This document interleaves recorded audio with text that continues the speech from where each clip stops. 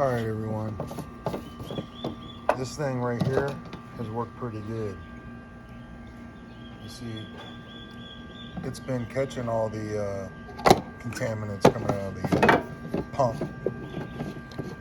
That being said, I still have what's left in the tank. So, still giving me some issues. And I'm going to cut a hole in the tank. Went online and found this company, Boyd Welding, who makes a tank access port. What I'm going to put in it. And I was just going to do it, but I figured I would film it just because others are going to have problems. And quite frankly, we're not going to pull the tank off. I don't have time to take the tractor apart to do that. So this guy is going to fit somewhere around in there. And it'll give me access to clean out anything. It'll be chopped up video because I can't film it and work on it. But first thing I'm gonna do is I'm gonna drain the fuel out from up here and let the fuel pump it into this bucket.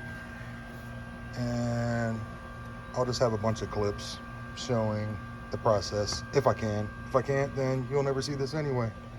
All right. Okay. I got the holes drilled out, and there's an unbelievable amount of trash down in here. I haven't even looked at that side yet.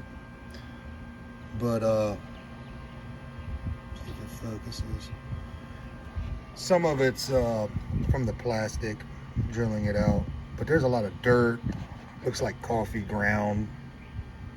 It's not coffee grounds, but that's what had me thinking about the coffee filter.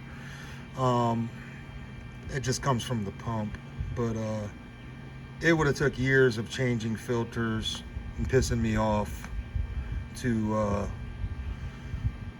go through filter-wise, trying to drain all this stuff out of there, if it ever got it all out. But yeah, I drilled it out. These two holes here need to be countersunk. And all I got to do now is kind of clean it up, deburr, and then I'll install the, then I'll clean out the tank, then I'll install the tank cover. But guys, don't be scared to do this. This was pretty easy. The tank's really thick. It's pretty thick. I don't know if that's a 1/4 inch, maybe a little less thickness. So to countersink this, I was kind of worried about it, but you know, it was thick enough. All I gotta do is go through and clean it up, clean the tank out, and I'll show the next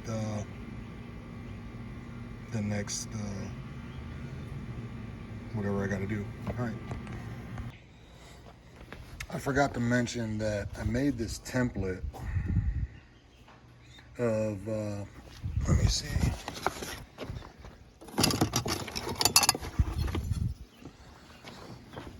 This piece here, I just took a piece of construction paper and one of my kids' crayons, did one of those little rubbing deals and cut it out. And I got it all centered up and measured everything. Stuck the hole saw in the middle of that guy, right there. And drilled it just to where the point of that hole saw made contact. And then I taped the template down. Where'd it go? Taped this little template down. And that's how I got my hole pattern. Removed the hole saw, obviously. And then I drilled all these first. Once that was done, I stuck the hole saw back in the center hole, which was that guy, and drilled it out. Just so you can see how I did the holes. So this is why these two holes need to be countersunk.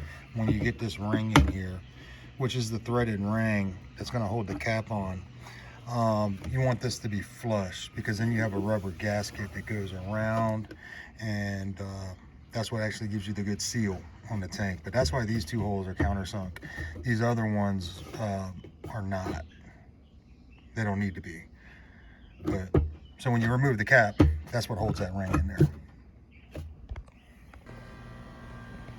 All right, I'm getting ready to wrap it up. I pulled the old filter, which is not an old filter, it's a new filter. And you can see the grit that's down in there, which was giving me all kinds of problems.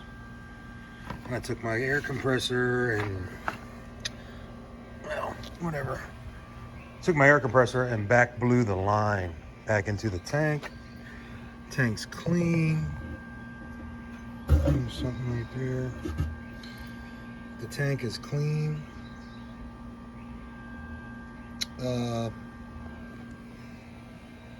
Guys, this only took, to do the install for this, if that's all I were gonna do, probably would have took me about 20 minutes. This isn't hard. I mean, I've been doing this now for about an hour and a half, but most of that time was cleaning the tank, draining the tank, cleaning the tank. I spent a lot of time cleaning the tank out because obviously that's what I'm doing. But to do this install, now I just gotta put the screws in.